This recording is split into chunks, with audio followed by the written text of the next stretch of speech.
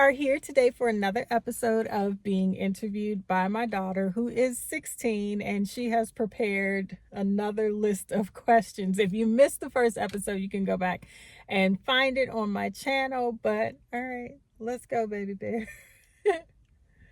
What was the first script you ever wrote, and what was it about? Oh, the first script I ever wrote. The first script had to have been based on, I have a book called Fallen Snow. I'm gonna have to do a separate video with my work in it, in the books that I have previously published as an indie author. So the first script I ever wrote was based on my book Fallen Snow. It is called Snow King, and it was about Camilla was on a path to avenge her aunt's death and find out what really happened. And she believes that her uncle Tony was the one that murdered her. So it's Cammie's quest to prove her uncle, who they call the Snow King for obvious reasons, was the one that killed her. So yeah, I'll have to revamp that. And eventually I do plan to re-release the book as well as do that movie. So I'll have to put, I'll have to put everything on Amazon and sell it, because I wrote that book.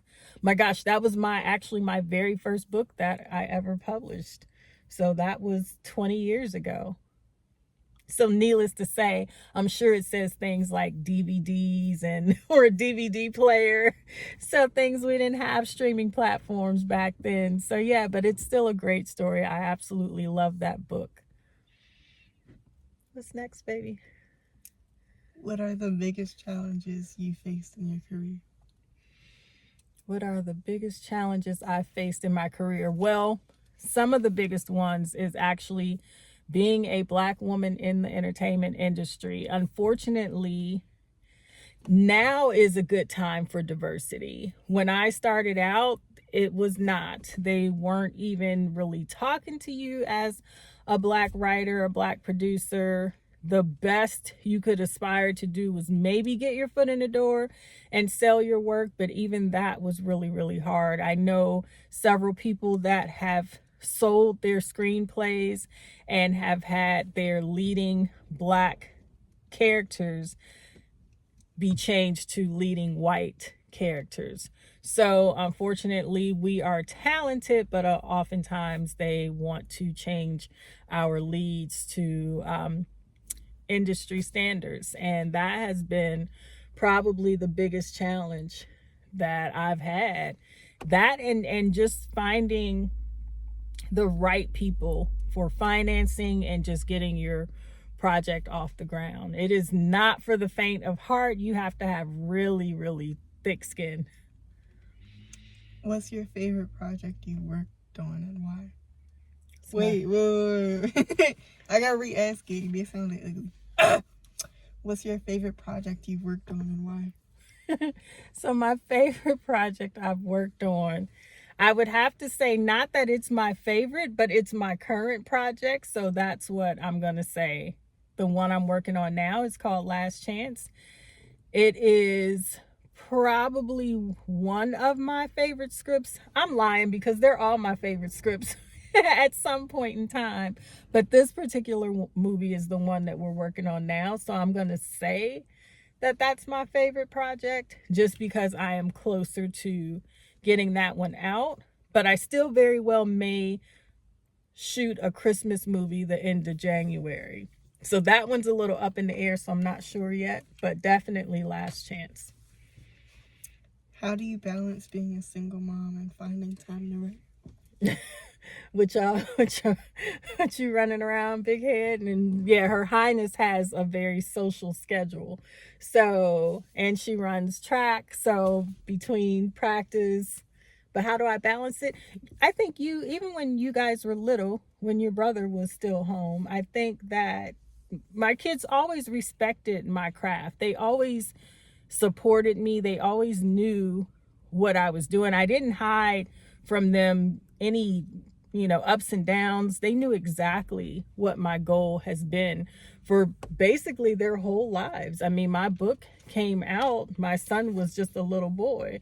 So it definitely yeah, I didn't have any problems being a single mom. They got in where they fit in. So I always was able to write and not have to worry about, if they were going to disturb me, or I just made sure they had what they needed. They got to the places they needed to go. And I got really good at just writing, regardless of what was going on around me. Games, TV on, music on, it didn't matter. If I was engrossed in my characters, in my script, that's what I was doing. How do you deal with writer's block? I have never gotten writer's block. Knock on wood. Man, let me knock on your head. Knock on wood. But no, I have not gotten writer's block before. I don't know. I think that there are stories in everything. I can go to the market and see a scenario or see a person and wonder what their story is and make up a story of their life, or that person looks like they've experienced this in their life, and I literally will go and write about it, whether I keep that page or a particular thing. But yeah, I think writer's block, I write about any and everything. What are some tips for aspiring writers and producers? Tips for aspiring writers: don't give up. That's my biggest tip. Don't give up. If you wake up every day and you love to write or you love to produce, if you go to sleep every night and you're still thinking about writing and producing, then you are meant to do that thing. If you feel like that was your God-given talent and purpose on this earth, then don't give up. That's what you have to do. What's the best advice you've received about the industry? The best advice I've received about the industry: be yourself, be authentic. If you try to come in being somebody else, no one is going to believe you or your work. They're not going to take you seriously. Know what you want ahead of time and ask for it. Don't go around the mulberry bush, if you will, trying to figure out a way to ask or what you want. Go in knowing clear, concise what you want, what you expect. And I guarantee if people know that up in advance, ahead of time, they are more apt to do business with you because they know what they're getting. They don't think like, oh, D is timid or shy. No, D is not. D came in, this is what I want, this is what I expect, and either they're going to do business with you or they aren't. And but at least you come in as your authentic self. How do you hope your work impacts your audience? How do I hope my work impacts my audience? So I hope when people see my work, read my work, whatever medium it may be, I hope they come away having learned something, having been entertained, having been inspired, having been motivated, and they leave thinking that they can do anything. Because if I can put out a movie, put out a book as a single mom, get it done, be present, you can do it too. That's, I just want to make people happy at the end of the day after reading my work. I want you to say, that was really good. What's next? So that's what I hope, that I am impactful enough for everyone to say, what is D. LaSure going to do next? How do you approach creating strong, relatable characters? How do I approach what? How do you approach creating strong, relatable characters? When I create characters, one, are important. I have said to this YouTube community that I like to sit with my characters for at least a couple weeks before I start writing them. I create them. I act as if they are real people, because in my eyes and my heart, they are. And I really take the time to flesh them out. I really take the time to get to know them and think about how I want to present them to my audience.